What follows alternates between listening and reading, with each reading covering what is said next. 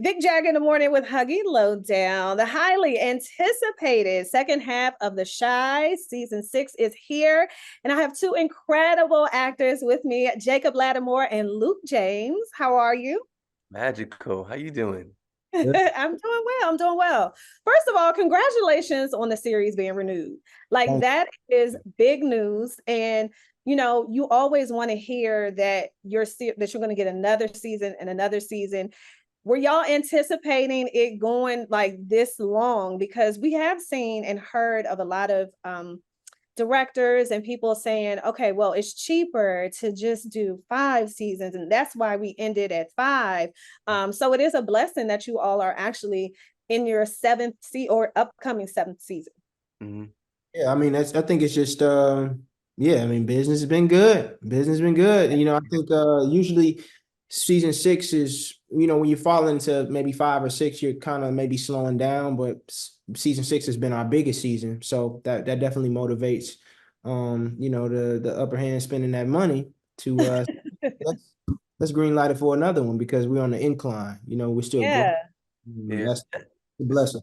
it's a Your testament to following is amazing. it's testament to our following. Our following, they've been there through the ups and downs, through the weather and the storms with us, and staying tuned in, and it's expanded demographics, different cultures, and which that's the whole point of the show, is to humanize the Black experience and invite everybody to the table to see that we all love, and we all value safe space, and just grateful that it's still here. It's Yeah. yeah, everything. So I want to talk about your evolution. So Jacob, your character Emmett, from season 1, um, from being an irresponsible father to, you know, navigating to an entrepreneur, running a restaurant, but still trying to navigate how to deal with people that's still in the life. Can you talk about the evolution of your character and just how you feel the path has been so far? Because I Yeah, mean, it's a real situation with a lot of people. Yeah, Emmett growing every year. Every year he has a new set of challenges. And these it's a lot of variables. He's trying to be a great father, maintain a good romantic relationship with Keisha at the same time. Also, just wanting more. I think this business deal with Duda kind of just started out with him just having this materialistic love for money and wanting more and cars and a home and but it's come at a cost, and we'll see Emmett get himself out of this in a way. But it, Hopefully. hopefully, but he's still kind of stuck in it, because Yeah. it's obviously it's hard to leave the streets once you've got into it, and we'll see him maintain his character and deal with these like really tough guys, even though he's not one.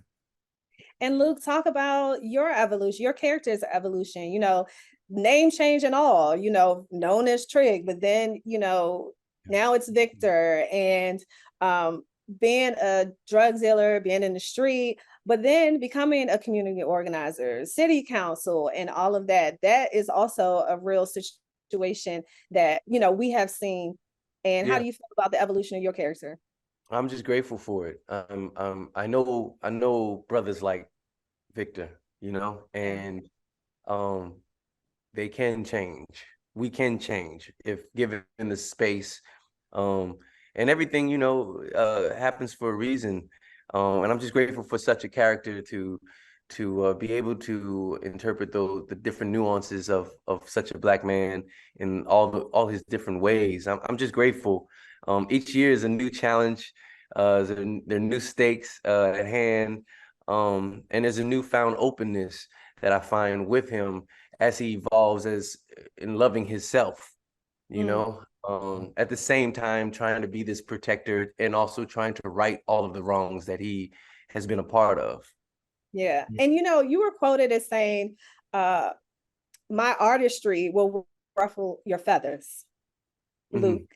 And so how do you navigate through the negativity in this age of social media? Because it was different kind of back in the day. You know, if we didn't like a character and that person was always going to be that character when we saw them.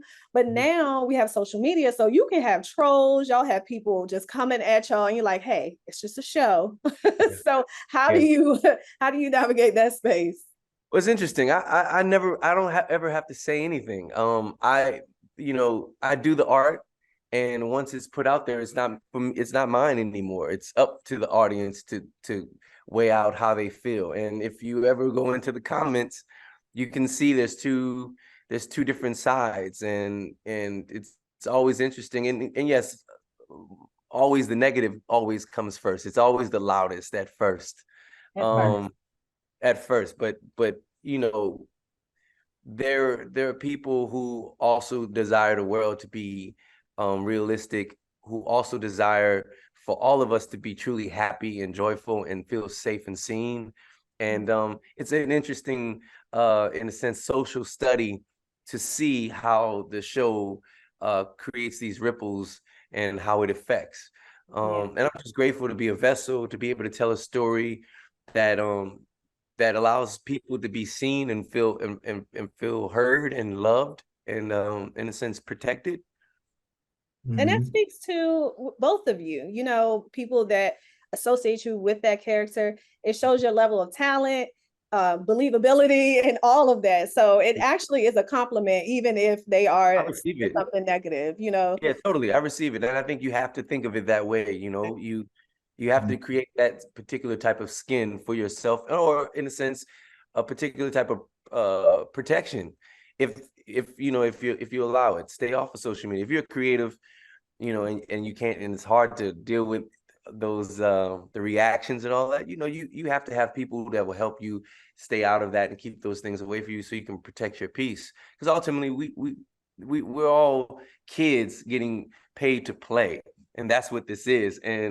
And I love what I get to do. And yes, what I do has a message. What our show has a message. We're not preachy, but there is a undertone, because it's a love letter to the Black experience, to Black people in the South Side of Chicago, Black and brown people, you know. And it's the point of it is to humanize the experience, and in a sense creating a sense of dialogue where we can all reflect and understand that we are not that different. We all value a safe space, a protected space, and to feel loved.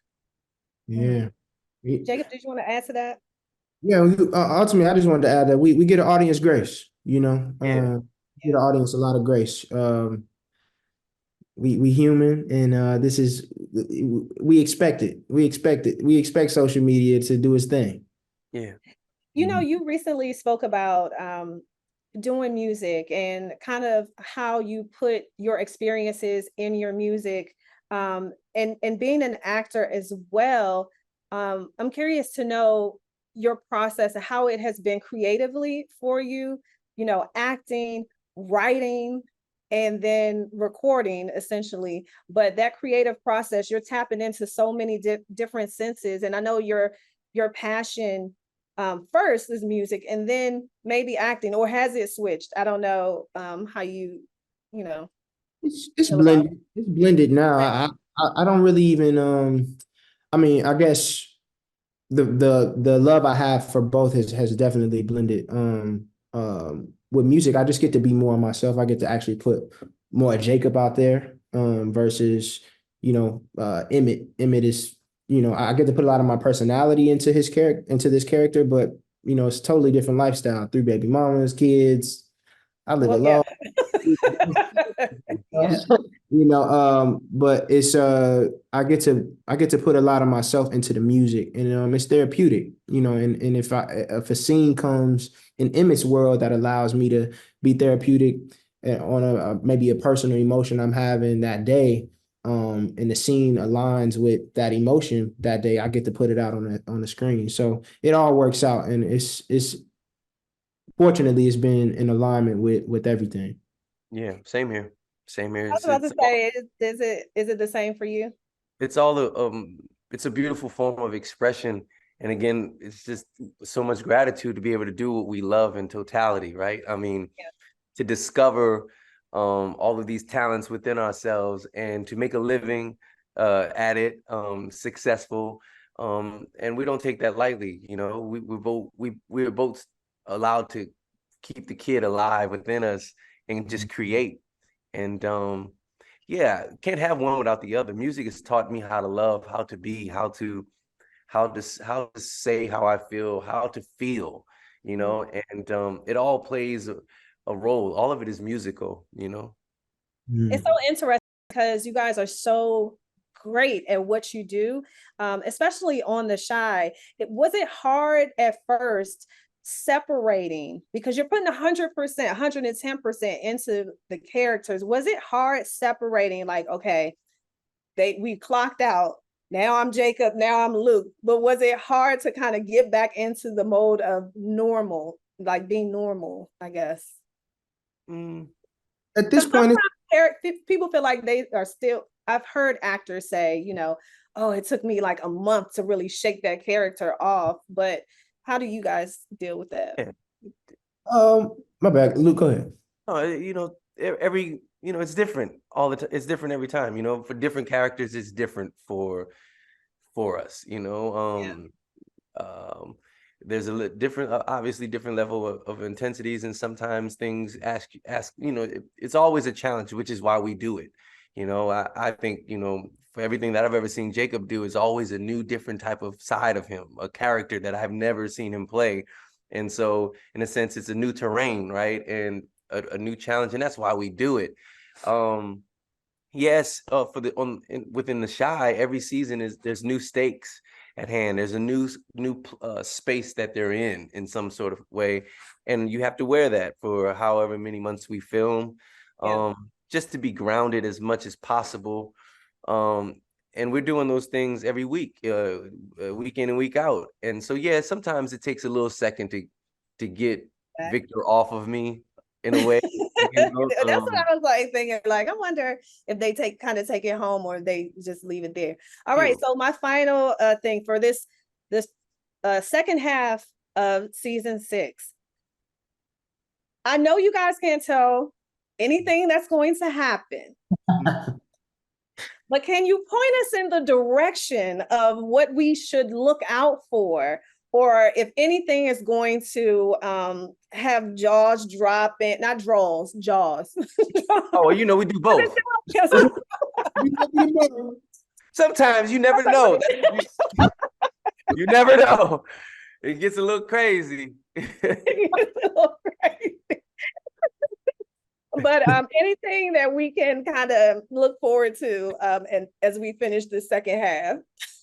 Oh my goodness. No, I mean, nobody's safe. I mean, this this season so unpredictable.